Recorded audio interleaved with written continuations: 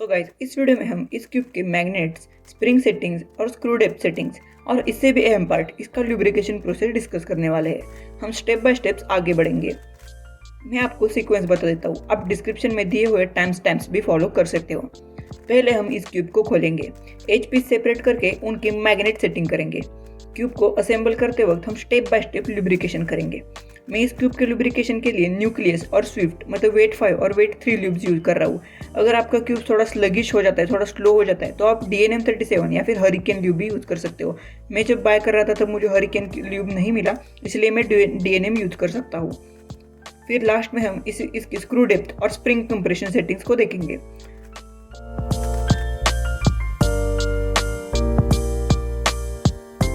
Cube के सारे pieces बाहर निकालने के लिए हमें पहले क्यूब के स्क्रू को थोड़ा ढीला करना पड़ेगा, नहीं तो हमारे पीसेस पर एक्स्ट्रा फोर्स लगकर पीसेस टूटने का भी चांस होता है। इसलिए हम पहले सारे क्यूब के जो सेंटर कैप्स है वो निकाल लेते हैं और स्क्रू को 1 रोटेशन ढीला करते हैं। 1 रोटेशन ही क्यों? ताकि हमें फिर टाइट करते वक्त अंदाजा आए कि हमारा मतलब पहली ओरिजिनल सेटिंग्स कैसी थी।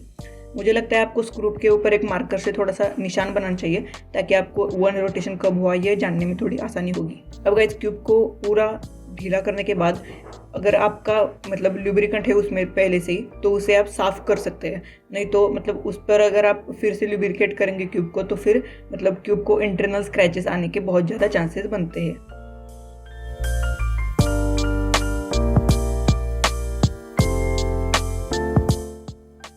अब गाइस, यहाँ पर मैग्नेट एडजस्टमेंट करने के लिए आपको पहले वो खाली स्क्रू ड्राइवर उठाना है। उसके बाद जो हमें मैग्नेट एडजस्टमेंट के लिए सॉर्ट्स दी गई है उसमें से एक सॉर्ट लेनी है और उसमें फिट कर देनी है। उसके बाद हमारा जो एच पीस है उसमें दोनों साइड पे मैग्नेट्स है और दोनों साइड पे बदलना पड़ेगा, मतलब एक साइड पे बदलने से दूसरे साइड का नहीं बदलेगा।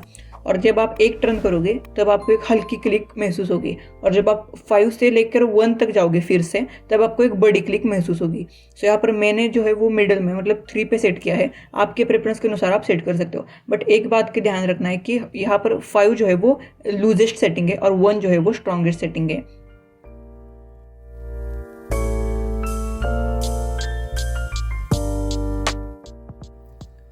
लुब्रिकेशन करने के लिए हमें पहले किसी भी एक लेयर को चुनकर उसे असेंबल करना होगा, और ध्यान रखें कि आपका स्क्रू लूज हो, मतलब मैंने जैसा कि आपको पिछली बार बताया था। अब गाइस, एक लेयर ज्वाइन होने के बाद आपको वेट 3 लुब्रिकेंट लेना है, जो कि ज़्यादा स्टिकी भी नहीं होता और ज़्यादा मतलब पतला भी नहीं होता। अब गाइस, लुब्रिकेंट जो आप वहाँ पर अप्लाई करोगे, मैं जहाँ दिखा रहा हूँ वहाँ पर आपको क्वांटिटी पे बहुत ज़्यादा ध्यान देना पड़ेगा, क्योंकि अगर आपकी क्वांटिटी ज़्यादा हो गई तो आपका क्यूब एक तो मतलब बहुत स्लो पड़ेगा और स्टिकी हो जाएगा। मतलब एक क्यूब ले लो कि लुब्रिकेंट जो है वो जेल बेस्ड है, इसलिए वो आपके क्यूब को स्टिकी कर सकते हैं। अब गाइस, उसके ऊपर का जो एच पीस है उसके जो ट्रैक्स है, मतलब मैं दिखा रहा हूँ, वहाँ पर आपको वेट 5 लुब्रिकेंट यूज करना है। वेट 5 लुब्रिकेंट भी बहुत मतलब एक ड्रॉप जो हम बोलते हैं उतना ही यूज करना है, नहीं तो आप आपके क्यूब को स्लो बना सकते हो। अब हमें हमारे क्यूब को स्लो नहीं बनाना है, हमें कंट्रोलेबल बनाना है, इसलिए आपको एकदम से थोड़ा ऐड करना है। अगर आपको बाद में कम लगे तो आप बाद में भी ऐड कर सकते हो, अगर ज़्यादा हो जाए तो फिर आपका लुब्रिकेंट जो है वो वेस्ट हो सकता है। अब गाइस, जो हमारी दूसरी लेयर थी उसे भी हम एक 1 बाय 1 असेंबल करेंगे। अब यहाँ पर वीडियो ब्लर हो गया, मतलब फोकस लॉक हो है, इसलिए मैं माफ़ी मांगना चाहता हूँ। बट लेयर 2 होने के बाद भी मैंने थोड़ा सा वेट 3 लुब्रिकेंट वहाँ पर ऐड कर दिया है, क्योंकि फिर ब्रेक इन होने में मतलब बहुत ज़्यादा मुश्किल होगी एक लेयर से ही, इसलिए मैंने दो लेयर में वेट 3 लुब्रिकेंट डाला है।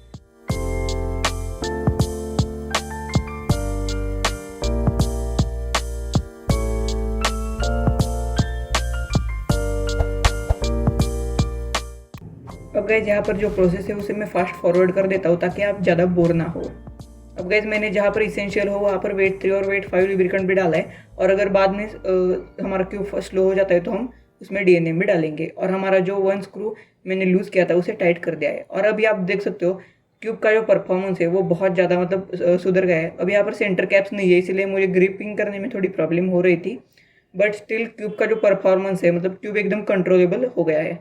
अब गाइस, इसके मतलब एडजस्टमेंट और इसका जो स्क्रू डेप्थ वगैरह है उसे भी हम सेट करेंगे।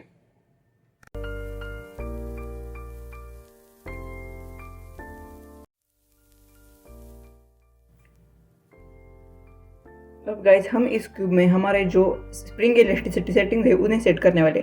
आप जैसा कि वीडियो में देख सकते हो, मैंने पहले जो है वो 3 पे सेट करके रखा, बट 3 पे मुझे थोड़ा लूज रखा, इसलिए मैंने फिर 4 पे करा।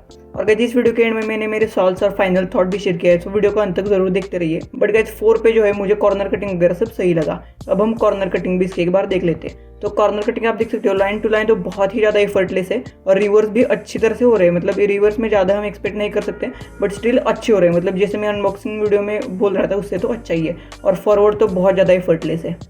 अब गाइस थोड़ा सा ओवरशूट हो रहा है, इसलिए मैं शायद थोड़ा सा और वेट 5 लुब्रिकेंट इसके जो कॉर्नर पीस होता है उसके ट्रैक्स पे डालूंगा। तो गाइस जब इस क्यूब को मैंने अनबॉक्स किया था और मैंने फर्स्ट टर्न्स किए थे, तब क्यूब तो फ्रीकिंग फास्ट था, बट मेरे मन में एक ही बात चल रही थी, अरे नहीं भाई। मतलब मुझे कभी कभी ऐसा लग रहा था कि मेरा जो डिसीजन है वो चूक तो नहीं गया। बट अभी जो सॉल्व्स आप देख रहे हो उससे आपको पता चल रहा होगा कि मेरा परफॉर्मेंस इस क्यूब के साथ कितना बढ़िया है।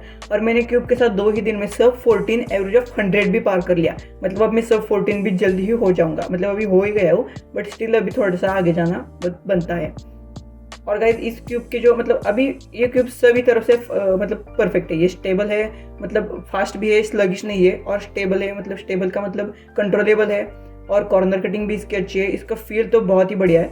और आपके प्रेफरेंस के अनुसार अगर आपको ये थोड़ा मतलब लूज लगता है तो आप इससे थोड़ा सा स्क्रू टाइट कर सकते हो, क्योंकि हमने स्क्रू के बारे में कुछ भी बात नहीं की। स्क्रू एक्चुअली मैंने जैसा स्टॉक वर्जन का था वैसा ही रखा। एक हमने जो मतलब क्यूब को खोलते वक्त लूज किया था, तभी सिर्फ मैंने एक बार टाइट कर दिया क्यूब, मतलब उसके बाद। उसके बाद तो मैंने कुछ भी स्क्रू को नहीं किया। अगर आपको थोड़ा स्लो या फिर और कंट्रोलेबल ट्यूब अच्छा लगता है तो आप उसे भी स्क्रू को भी थोड़ा सा टाइट कर सकते हो। एंड गाइज आई होप कि ये वीडियो आपको पसंद आए। आजकल मैं वीडियोज़ में एडिटिंग में थोड़े ज़्यादा टाइम लगा रहा हूँ, सो मेरा एडिटिंग वीडियो का कैसा हो रहा है इसके बारे में भी कमेंट में ज़रूर बताना। और thanks for watching this video. See you in the next one.